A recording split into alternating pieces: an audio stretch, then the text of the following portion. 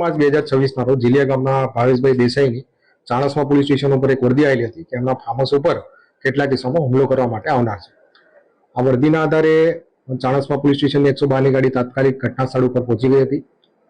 ઘટના સ્થળ ઉપર પહોંચતા ત્યાં કોઈ પણ ઇસમો મળી આવેલ નહીં, પરંતુ તકેદારીના ભાગરૂપે ત્યાં 112ની ગાડી અને ચાણસ્મા પોલીસ સ્ટેશનની વધુ એક પોલીસની ગાડીએ ત્યાં હોલ્ટ રાખેલો હતો. આ હોલ્ટના 15 થી 20 મિનિટ બાદ અચાનક 5 થી 6 ગાડીઓ અને કેટલાક ઇસમો પ્રાણઘાતક હથિયાર લઈને ત્યાં ધસી આવ્યા હતા. ઘટના સ્થળ ઉપર આવતા જ એમણે સ્ટોન પેલ્ટિંગ ચાલુ કરી દીધેલું હતું અને પોતાની સાથે રહેલા પ્રાણઘાતક હથિયાર લઈને ગાડીમાંથી ઉતરી ગયા હતા.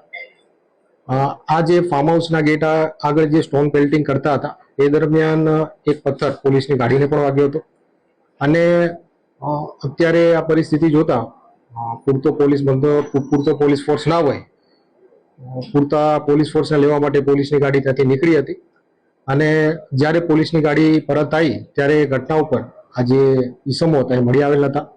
પરંતુ આ ગુનાની ગંભીરતાને ધ્યાનમાં લેતા પોલીસે કોમ્બિંગ દરમિયાન આ જે ઈસમો હતા એમાંથી 3 ઈસમોને ડિટેન કરેલા છે, એક ગાડી પણ ડિટેન કરેલી છે અને આ સમગ્ર ઘટનાને બાદ જે ફરિયાદીની ફરિયાદ છે એના આધારે કુલ 3 નામજોગ આરોપી અને 15 થી 20 અજાણ્યા ઇસમો વિરુદ્ધ રાયોટિંગ અને જીપી એક્ટની રિલેવન્ટ સેક્શન અંતર્ગત ઓફેન્સ રજીસ્ટર કરવામાં આવ્યો છે.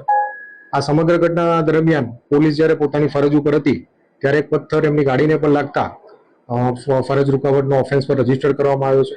તો આ ઘટના બાદ ટોટલ 2 એફઆઈઆર કરવામાં આવી છે. એક એફઆઈઆર છે કે ફાર્મ હાઉસનો માલિક છે રોનકભાઈ દેસાઈ એણે આપી છે અને બીજી એફઆઈઆર છે જે 112ના ઇન્ચાર્જ શ્રી છે એમણે આપેલી છે.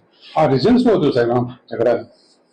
આ જે ઝઘડો છે અથવા જે પણ આ જે ઇન્સિડન્ટ બન્યો છે એમાં પ્રાથમિક તપાસ દરમિયાન એવું જાણવા મળ્યું હતું કે જીલિયા ગામે એક રામાપીરના મંદિરનું નિર્માણ થવા જવાનું છે અને આ નિર્માણ દરમિયાન જે ફાળો ઉઘરાવવાની બાબત હતી એ બાબતે ભાવેશભાઈ દેસાઈ અને જીતુભાઈ છે એની વચ્ચે જે બંદૂક થયેલું બોલાચાલી થયેલી હતી એના બાદ પ્રત્યાઘાતના ભાગરૂપે આ સમગ્ર ઘટના બનવા પામી હતી.